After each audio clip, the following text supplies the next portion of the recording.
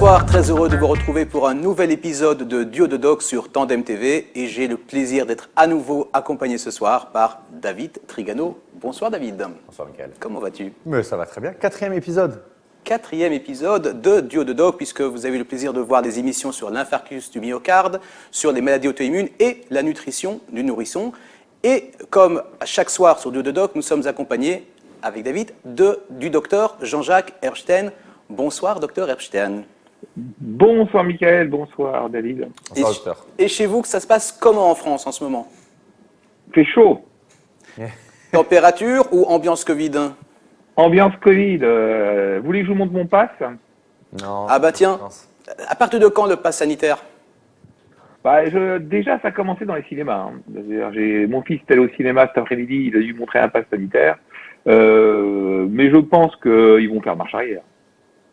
Combien de temps ça va tenir à votre avis? Oh, ça ne tiendra pas. Ils vont faire marche arrière. Ils vont faire la loi va faire pchit, hein, parce qu'ils pourront pas. On est trop proche des élections pour faire bouger trop les lignes. Hein. Bon. Alors, ce soir, à nous trois, dans ce duo de doc, nous n'allons pas parler du pass, nous n'allons pas parler du Covid, nous allons parler des troubles sexuels et en particulier le dysfonctionnement érectile. Alors, je vais commencer, David, par une question très simple au docteur Herbstein. Qu'est-ce que le dysfonctionnement érectile? Alors, le dysfonctionnement érectile, déjà, c'est un terme qui est assez récent, parce que pendant très longtemps, on a employé le terme qui n'est pas très agréable d'impuissance, et excessivement péjoratif, et qui avait comme conséquence que nos patients ne venaient pas nous en parler, parce que, ils avaient trop peur qu'on se moque d'eux, parce qu'il y avait une connotation qui était quand même un petit peu très, très, très négative et néfaste. Donc, on a préféré parler de dysfonctionnement érectile pour expliquer un petit peu, n'ayez pas peur de venir nous en parler, parce que une vie sexuelle épanouie, c'est drôlement important. Et on sait, parce que les statistiques sont là, que il y a 30% de la population masculine qui peut connaître un jour ou l'autre un trouble de l'érection. Et j'avais un prof d'urologie qui disait c'est pas compliqué, vous prenez l'âge et vous rajoutez un pourcentage. Et c'est le risque d'avoir une panne. Donc 20 ans, 20%, 100 ans, 100%. Donc je sais pas quel âge vous avez les gars pour connaître. Moi j'ai 20 ans. 15 ans, David? 15 ans? Non, je suis un nouveau-né. Donc ça arrive. Et alors, qu'est-ce que c'est qu'un dysfonctionnement érectile? C'est une érection qui n'apporte pas un rapport sexuel suffisamment satisfaisant, à la fois pour l'homme ou pour la femme, ou naturellement, si jamais ce sont des couples gays dans les deux, chez les deux hommes. Donc, c'est la définition de la dysfonction érectile. Alors, il faut bien se méfier, parce que vous avez des gars qui ont 10 rapports par jour. Ça arrive. Des types, ça a chapeau. Puis un beau jour, ils viennent nous voir en disant, écoutez, j'ai des problèmes d'impuissance ou de troubles d'érection, parce que au lieu d'avoir 10 rapports par jour, j'en ai plus que 5. Bon, là, on leur explique gentiment que c'est pas très grave et que les choses peuvent passer sans aucun problème. Donc, c'est ça le dysfonctionnement érectile. Donc, je répète, c'est quand dans une relation sexuelle, avec pénétration, il n'y a pas, on a l'impression de ne pas avoir une relation qui est parfaitement épanouie et satisfaisante pour les deux. Donc, si je vous comprends bien, ce n'est pas un problème tel que vous le définissez, j'ai envie de dire, organique, mais de satisfaction, c'est-à-dire c'est totalement subjectif. Alors, il y a des cas où c'est très subjectif, parce que vous avez des personnes qui... D'ailleurs, il faut savoir une chose, c'est que l'érection que vous avez à 20 ans n'a rien à voir avec celle que vous avez à 60 ans. C'est-à-dire que l'érection de 20 ans, c'est la belle érection dont on est très fier le matin au réveil. Et passé un certain âge, l'érection est physiologiquement de moins bonne qualité. Parce que c'est quoi une érection? C'est un afflux de sang dans le pénis. Et votre pénis est formé des corps caverneux qui sont comme des éponges. Donc au moment de l'érection, quand il y a une excitation, il se gorge de sang. À ce moment-là, par un effet un peu mécanique, vous avez une érection qui arrive. Quand on a 20 ans, le système vasculaire est quand même tout beau, tout neuf et tout nickel et tout propre. On arrive à 60 ans, le système vasculaire est un petit peu moins optimum, donc forcément, on a des érections qui sont de moins bonne qualité. Maintenant, le dysfonctionnement érectile, on retrouve aussi des personnes qui n'ont plus du tout d'érection. C'est-à-dire, quelle que soit la relation et le rapport qu'ils peuvent avoir, soit il n'y a pas d'érection, soit il y a un début d'érection, et dès lors qu'il y a pénétration, à ce moment-là, ça tombe en panne et ça fonctionne plus.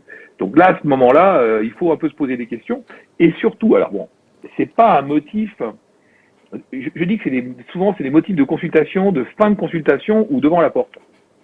C'est le type, il vient nous voir parce que je sais pas, il a une bronchite, il a mal au genou, enfin un motif de consultation qui est parfaitement banal. Et c'est souvent au moment où on le raccompagne devant la porte, au moment où on a la main sur la poignée, que là il dit ah au fait, et là on se dit mon Dieu, j'ai oublié de vous dire, j'ai des problèmes d'érection, est-ce qu'on peut en parler? Alors moi, je ne veux pas dire que je suis très content qu'on aborde le sujet avec ces gens-là, parce que pendant très longtemps, ça fait presque 30 ans que je fais ce métier, ça fait quand même très peu d'années que les gens osent enfin en parler. Au départ, c'est des femmes qui nous en parlaient en disant que de toute façon, il n'y avait plus aucune relation parce que les maris n'avaient plus d'érection et qui refusaient d'en parler et refusaient de faire quoi que ce soit. Maintenant, les hommes viennent spontanément nous en parler parce que il y a deux choses à faire. Un, c'est de poser la question pourquoi il y a un trouble de l'érection, et deuxièmement, qu'est-ce qu'on peut faire? Parce qu'il y a des solutions maintenant qui sont parfaitement établies, qui sont parfaitement cadrées et qui donnent des résultats qui souvent sont très satisfaisants et qui font plaisir à tout le monde. Docteur, qu'est-ce qui a changé dans la mentalité qui explique justement qu'il y a de plus en plus d'hommes qui osent franchir le pas et qui osent dire « j'ai des problèmes d'érection » ? Il y a deux choses. Il y a déjà le terme. Si vous voulez aller voir à votre médecin en disant « docteur, je suis impuissant », c'est pas très glamour, hein. Ça, c'est pas terrible. Les gens, c'est ce que je disais tout à l'heure en préambule, c'est compliqué. Docteur, j'ai une dysfonction érectile, on a l'impression que ça devient plus médical et c'est pas quelque chose, on a l'impression que c'est quelque chose sur lequel on puisse remédier. Et puis, d'autre part, ce qui a fait également une sorte, entre guillemets, de démocratisation de ce trouble de l'érection, c'est l'arrivée, il y a maintenant une quinzaine d'années, il y a presque 20 ans, des premiers médicaments, le Viagra, des sildenafil, qui justement apportaient des solutions.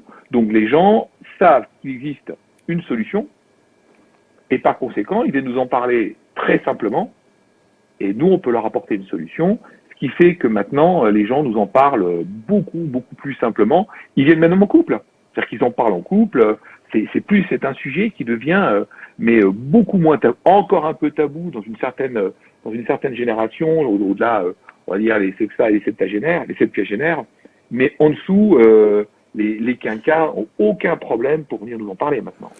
On a plus facile à en parler, vous l'avez dit, parce qu'on peut apporter aujourd'hui des solutions, donc on n'est plus face à un problème insolvable. Je voulais vous demander, vous avez parlé donc de l'effet du temps, vous avez expliqué un petit peu comment ça fonctionne au niveau des vaisseaux, au niveau de l'afflux sanguin. Est-ce qu'il y a d'autres causes que des problèmes vasculaires pour expliquer ces problèmes au fil du temps? Alors, si vous voulez, pour faire simple, dans 20% des cas, ça se passe dans la tête, c'est totalement psychologique, et dans 80% des cas, il y a soit une cause iatrogène, donc liée à un médicament, soit une cause organique. C'est quoi? Pardon? C'est quoi psychologique? Ça veut dire quoi? C'est-à-dire qu'il y a trop de pression? Psychologique, ça veut dire c'est stress, dépression, burn-out, conjugopathie. Alors, ce qu'on appelle une conjugopathie, c'est une relation un peu conflictuelle dans le couple, fatigue chronique, baisse de la libido, enfin tout ce qui fait que, vous savez, pour qu'une relation sexuelle soit parfaitement épanouie, notamment dans un couple qui est ensemble depuis longtemps, il faut que tout fonctionne correctement. Quand on est plus jeune, les choses se font aussi avec d'autres motivations, mais c'est important que à la fois la partenaire ou le partenaire dans le cadre d'un couple de couple homo, que les choses soient vraiment parfaitement en harmonie. Si c'est pas en harmonie, ça peut pas fonctionner.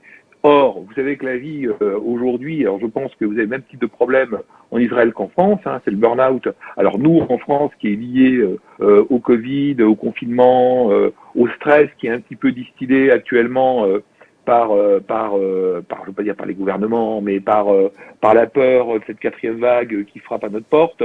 Enfin, il y a beaucoup de choses, la peur de perdre son travail, enfin, tous ces paramètres qui peuvent provoquer un état de stress ou un état de burn-out peuvent provoquer une dysfonction érectile. Donc on est dans les 20% de causes purement psychologiques. Et là, à ce moment-là, on en reparlera plus tard, mais le traitement, la petite pilule magique, est très efficace parce qu'elle permet de montrer au patient que ça fonctionne, que c'est uniquement psychologique et ça le remet, si je puis me permettre, en selle. Et à ce moment-là, il a beaucoup plus confiance en lui et il peut avoir des relations qui sont parfaitement harmonieuses. Alors, c'est ce que je voulais vous poser comme question. Vous allez nous expliquer un petit peu comment fonctionne le Viagra ou d'autres molécules. Si la cause est psychologique, ben, vous avez déjà répondu à ma question, eh bien, ça aide. Si elle est organique, je suppose aussi que c'est le cas. Est-ce que donc c'est important pour le médecin que vous êtes de différencier avant le traitement si la cause est justement psychosomatique, psychologique ou organique? Alors, comme souvent en médecine, hein, et vous le savez parfaitement bien, Michael, les causes psychologiques sont des causes d'exclusion. C'est-à-dire, c'est quand on a tout éliminé qu'on commence à évoquer des causes de stress et des causes psychologiques. Parce que la dysfonction érectile, attention, ça peut être un warning qui peut annoncer des choses un peu plus embêtantes. Alors, déjà, on trouve souvent de la dysfonction érectile chez les fumeurs, parce qu'ils bouchent leurs artères. Chez les diabétiques, pour la même raison, ils bouchent leurs artères. Les personnes qui ont du cholestérol, forcément, parce qu'ils bouchent leurs artères.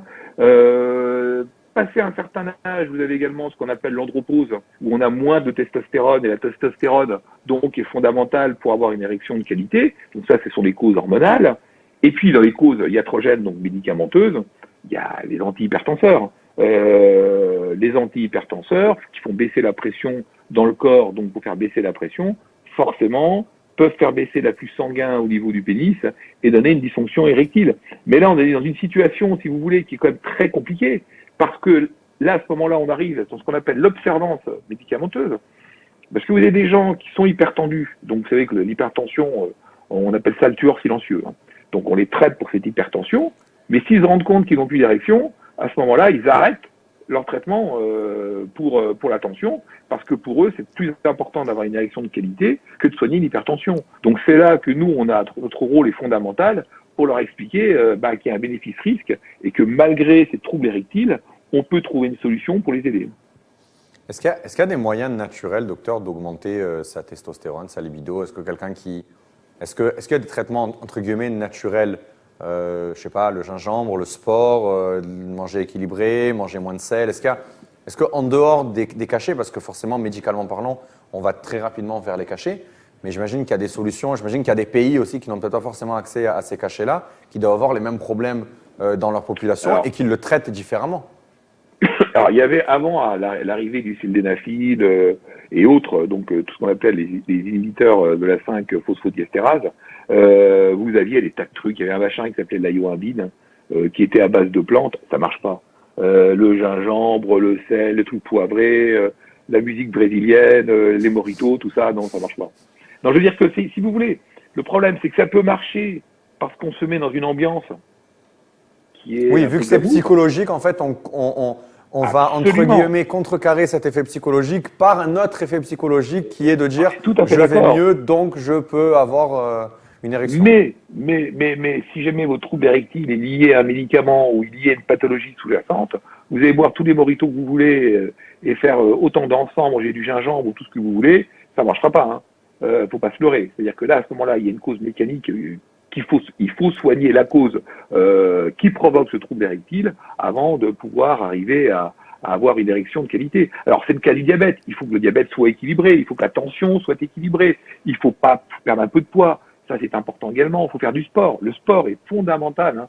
Le sport est très bon pour la libido et pour l'érection également, parce que ça fait circuler le sang dans tout le corps, ça permet de nettoyer le corps. Enfin bon, voilà. Le sport, de toute façon, c'est bon pour tout. Il faut arrêter de fumer.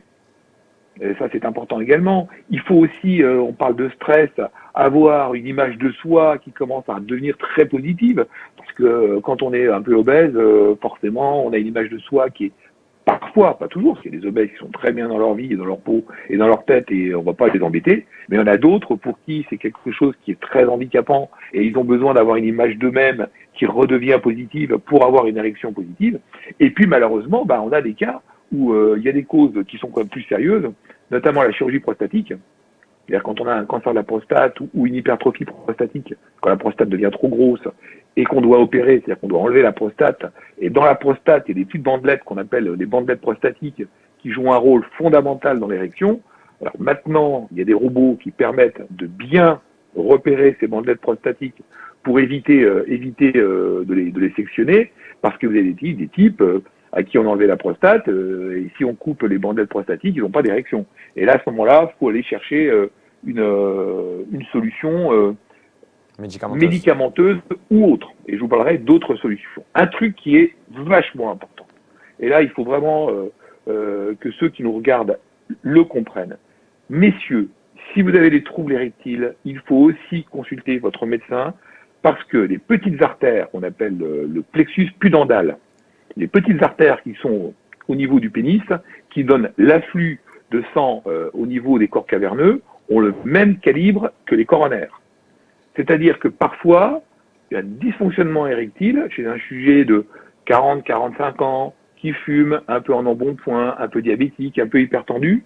Ça peut être un signal avant-coureur d'un problème cardiaque, donc de ce dont on a parlé, de l'infarctus. Donc c'est pour ça que c'est très important de nous en parler, parce que justement, c'est un signal d'alarme en disant, bon, alors on va commencer par faire un Doppler, donc vous savez, cet examen avec pour s'assurer de la bonne perméabilité des artères au niveau de ce plexus pudendal, pour voir si tout fonctionne correctement, et puis vous allez voir un cardiologue pour s'assurer également que vos coronaires sont en bon état.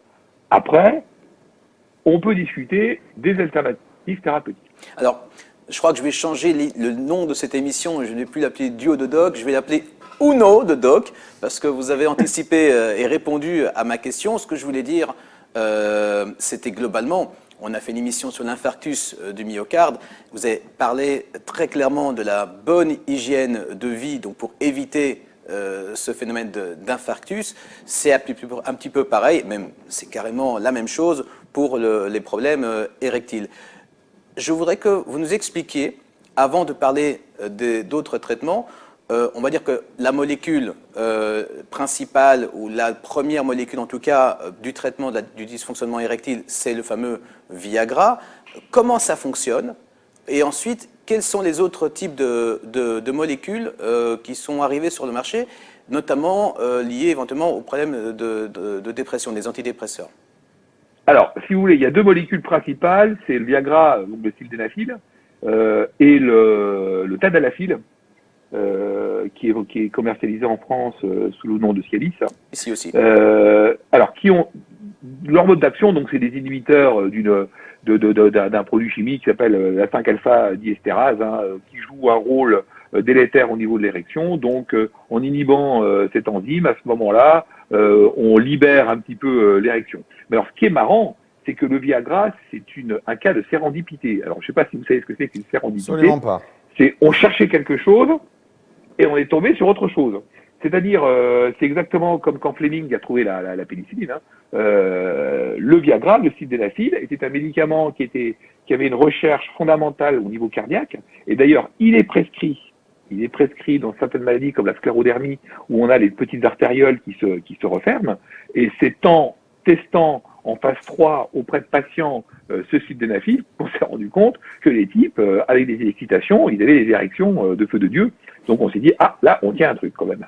Donc c'est vraiment ce cas de sérendipité où en cherchant quelque chose, on est tombé sur autre chose. Donc le mode d'action inhibe donc une enzyme qui a donc une action délétère sur le bon fonctionnement de l'érection avec les corps caverneux. Il y a une grande différence entre le sildenafil et le tadalafil. Et ça, c'est les patients qui le racontent. Docteur, est-ce que je peux juste vous demander, quand vous dites ces termes techniques, est-ce que vous pouvez juste dire pour le commun des mortels, en gros moi, la différence, vous avez dit Viagra, Cialis, mais après vous repartez dans des termes techniques. Est-ce que je peux juste vous demander parce que pour vous, c'est entièrement normal, mais pour les gens qui nous regardent sur Tandem TV, il y a trop de syllabes. Trop de syllabes en pas assez de mots. Alors, je vais essayer je ne sais pas si le Cialis est commercialisé en Israël. Oui, il l'est, je crois. Bon, ok. Donc, c'est pas la peine que je parle des molécules. Alors, le Viagra, c'est le premier qui est sorti. Le premier qui est sorti sur le marché. On l'attendait avec grande impatience. Vous pensez bien, parce que et puis tout le monde en parlait et on l'avait pas encore vu arriver. Quand les premiers délégués médicaux sont arrivés avec, ils nous ont filé des boîtes. Ah ben, on a testé. On a essayé. Il faut de temps en temps. J'ai dit, il faut être un peu courageux dans la vie. Alors, il y a eu deux retours. Il y avait les menteurs qui disaient, aucune différence. Et puis les types honnêtes qui disent, putain, ça marche bien quand même. ça marche beaucoup mieux parce que on a avec le Cialis, le Viagra, pardon, des érections qui sont nettement plus fortes, plus rapides. Mais attention, il suffit pas de le prendre. Faut pas le prendre et attendre que ça vienne. Il faut le prendre, mais il faut avoir quand même une excitation parce que tout le phénomène de l'excitation va provoquer, si vous voulez, le début d'afflux de sang au niveau du pénis, et à ce moment-là, le Viagra va jouer son rôle pour justement amplifier cette action et avoir une érection de qualité. Le Cialis fonctionne un peu de la même manière, mais on l'appelle la pilule du week-end, parce que ça marche plus longtemps. Si vous voulez, pour faire simple, le Viagra, c'est un one-shot. Bon, ça peut avoir une action de 1 ou 2 heures, c'est-à-dire qu'on peut donc avoir plusieurs érections d'affilée. Le Cialis, ça marche pendant 2-3 jours. C'est-à-dire que si vous le prenez le vendredi, vous avez ça amplifie vos érections le samedi et le dimanche. Alors il y a plusieurs dosages qui existent. Même pour le Cialis, il y a du Cialis 5 mg. On en prend tous les jours, un comprimé tous les jours. C'est pour les personnes qui ont justement une forte activité sexuelle, de manière à pouvoir les satisfaire. Bon, ça marche quand même pas mal. Ça marche très bien. Pour certaines personnes qui sont plus très jeunes, il ne faut pas non plus espérer avoir des résultats exceptionnels et d'avoir les mêmes directions qu'on pouvait avoir quand on avait 20 ans. Mais disons que ça apporte quand même une solution qui est quand même très efficace. Pardon, j'en ai perdu ma... Est-ce qu'il y a des effets secondaires? J'ose imaginer que forcément, augmentation du rythme cardiaque, probablement de difficulté à faire d'eau. Je parle comme si que... Bref, je vous laisse expliquer. Oui, alors les effets secondaires, c'est que si vous voulez, oui, on peut avoir une augmentation de la fréquence cardiaque, donc le rythme, le cœur s'accélère, on peut avoir des bouffées de chaleur, des flushs, genre de choses, mais l'effet indésirable le plus embêtant et qui est indirect, c'est comme des gens de 50, 60, 70 ans se retrouvent une jeunesse, pendant l'acte, il peut faire un arrêt cardiaque. Donc, il faut quand même passer à un certain âge. Ouais, c'est pas terrible. Passer à un certain âge, il faut quand même aller voir en amont son médecin, son cardiologue, de manière à avoir un peu le feu vert du cardio, en disant on peut prendre, il y a aucun souci. Donc ça, si vous voulez, c'est une drogue qui est facile à prescrire, que nous, généralistes, on peut prescrire sans aucun problème. Il est totalement inutile, c'est pas la peine d'aller voir un urologue ou un hyper spécialiste pour pouvoir le prescrire. Bon, en amont, comme on l'a dit, et je le répète, quand même, voir le cardiologue chez les personnes qui ont des risques quand même de pathologie cardiovasculaire, parce que ça peut être révélateur. Bien être sûr que le diabète est bien équilibré, la tension bien équilibrée, le cholestérol correct, qu'il y ait une activité sportive. Enfin, si vous voulez, tout ça, c'est comme vous l'avez dit très justement, David, c'est vraiment une alchimie de beaucoup de choses qui, mises, si je puis me permettre, bout à bout, permettent d'avoir donc une vie sexuelle parfaitement établie. Alors, épanouie. Je voudrais justement savoir, Dr Epstein, sur les attentes que peuvent avoir les patients qui ont des petits soucis. Est-ce que ça joue uniquement sur la qualité de l'érection, comme vous l'avez précisé, ou aussi ce qu'on appelle globalement les performances sexuelles masculines? Alors, vous savez, je crois que passé un certain âge, les performances, on les a oubliées. Ce qu'ils désirent, c'est d'avoir une érection. Point. Une érection qui dure suffisamment longtemps pour avoir une relation sexuelle suffisamment épanouie et satisfaisante. C'est-à-dire qu'il va jusque l'éjaculation d'une manière normale. Les performances, non. Alors, vous avez des gens plus jeunes qui prennent du Viagra parce que eux, ils ont besoin de pouvoir, ils font un peu la course à la performance, passer une nuit entière. Bon, après, ça les regarde. Je veux dire que chacun va midi devant sa porte et chacun fait comme il veut et comme il peut. Maintenant, il y a encore un autre truc, mais ça, David, ça va vous terroriser. Attendez, ça va me plaire. Allez-y. Il y a des injections dans le zboob. Ah, carrément. Ah bah alors ça, c'est pour le cas où le Viagra n'est pas assez fort. Ne marche pas. Non, c'est pas que c'est assez fort, si vous voulez. C'est parce que les nerfs érectiles sont vraiment abîmés. C'est-à-dire que vous pouvez prendre autant de Viagra et de Cialis que vous voulez, ça ne fonctionnera pas. Tout en sachant que alors, le prix au départ était hyper rédhibitoire. Ça coûtait une fortune ce machin-là. Et il n'y avait que 4 comprimés dedans. Maintenant, c'est génériqué. Il y a des génériques. Alors, je ne sais pas si en Israël, vous avez aussi des génériques, avec des prix qui ont beaucoup baissé. Et maintenant, bon, enfin, disons que ce n'est plus la pilule du riche. Hein. C'est-à-dire que c'est abordable pour tout le monde. Et il y en a, effectivement, qui viennent en chercher pour la performance. Alors, ce qui est très curieux, c'est que eux veulent la performance, alors que leur conjoint ou leur conjointe, hein, encore une fois, parce qu'il ne faut pas oublier également les couples gays, ne la cherchent pas du tout. Mais même pas du tout. C'est vraiment une auto-satisfaction de se dire, t'as vu, comme un gamin de 20 ans, j'ai des érections sans problème, alors que le partenaire ou la partenaire n'est pas du tout intéressé. Enfin, c'est pas ce qu'elle recherche, quoi. Donc c'est pour ça que c'est important aussi dans notre métier de pouvoir parfaitement cerner le désir du patient. Et pour vous donner un exemple, je me souviens au tout début de la commercialisation du Viagra, j'avais un couple devant moi. Le mari me dit alors docteur, cette pilule vous m'en prescrivez, et derrière il y avait sa femme qui faisait non.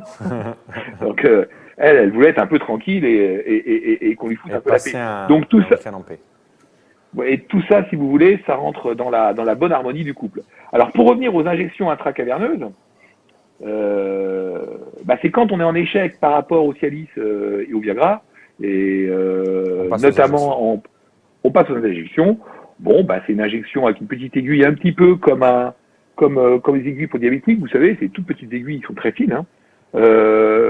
Ceux qui l'utilisent la trouvent totalement indolore. Bon, le seul inconvénient, c'est que ça casse un peu le côté un peu glamour et romantique d'une relation sexuelle. Parce que autant le Viagra et le Cialis, on peut le prendre un peu en douce, et rien dire à personne. Autant une injection intracaverneuse, c'est difficile de la cacher. Est-ce que ça doit être fait, docteur, je me permets tout de suite. Voilà, c'est ce que j'allais vous demander en fait. Donc ça doit vraiment être pris quelques minutes avant le rapport. Alors, le Viagra et le Cialis, non. On peut le prendre jusqu'à 1h30, voire 2 heures avant le rapport, le temps que la concentration sanguine soit suffisamment élevée dans le corps. En revanche, les injections intracaverneuses, c'est on-off. Hein. Vous injectez, hop, vous avez une érection. Hein. Donc en fait c'est presque comme un shot, quoi. C'est-à-dire que comme un toxico, il a besoin de son shot de absolument. Machin, après, alors ça, attention, le Viagra et le Cialis sont prescrits par les généralistes sans aucun problème. En revanche, ces injections, ces prescriptions d'exception, c'est fait par des spécialistes, par les urologues, pour pas justement que les mecs s'amusent à... Parce que le risque, si vous voulez, de tout ça, c'est que les mecs, un problème... Ils s'envoient tout, quoi. Ils se font des c'est pas ça, c'est d'avoir...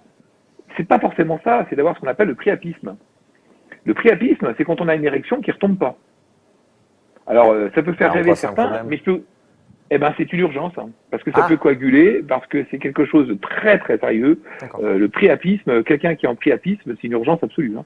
C'est-à-dire que c'est quelqu'un qui n'arrive pas à avoir, qui entre deux érections, reste en érection pendant un certain temps et n'arrive pas à retrouver ce qu'on appelle la flaccidité du pénis, quand ça redevient normal. À ce moment-là, c'est une urgence absolue. Il faut drainer, il faut aller voir un urologue, et là, on rigole pas.